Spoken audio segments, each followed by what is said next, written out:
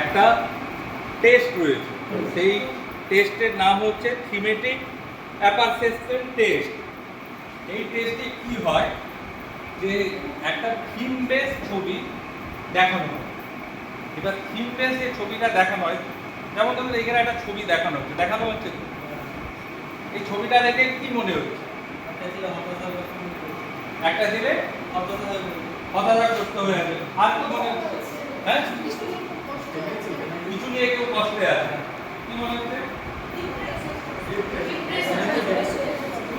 ডিপ্রেশনে আছে, হতাশাগ্রস্ত আছে, তাই তো?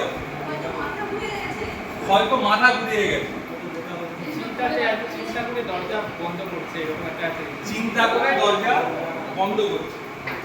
দেখুন, যখন পার্সোনালিটি অ্যাসেস করা হয় যে কোনো সাইকোলজিক্যাল টেস্টে, এটা কিন্তু কখনো এরকমটা হয় না যে এই যে সবাইকে বসিয়ে দিলাম দিয়ে এই যে যেমনটা এখন করছি এরকমটা কিন্তু হয় না।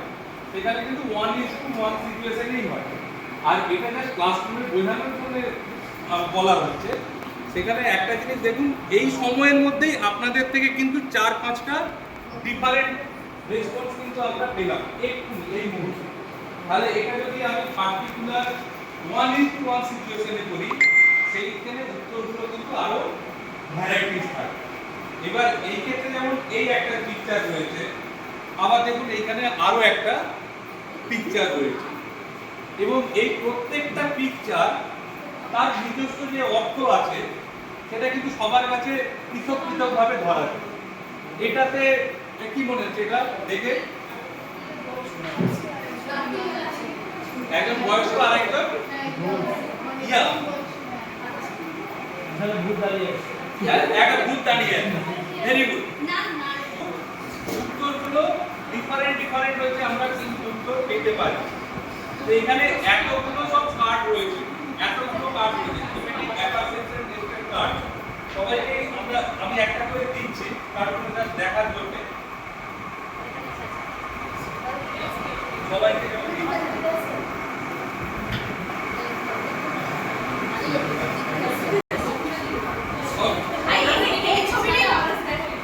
আচ্ছা, একটা সাদা থাকে, একটা ব্ল্যাক থাকে, সেটাও একটা মানি আছে।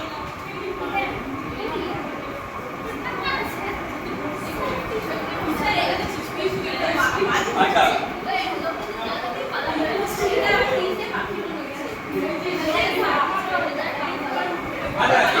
এইবার সাইলেন্ট প্রত্যেকে আগে এরা একবার করে সব ছবিগুলো দেখুন, ঠিক আছে? এবার কাউকে কিন্তু এই মুহূর্তে মেজার করতে হবে না। আমি যে ছবিগুলো করেছে থিমেটিক যে পিকচারগুলো হয় সেগুলো দেখুন, পরপর এবার একটা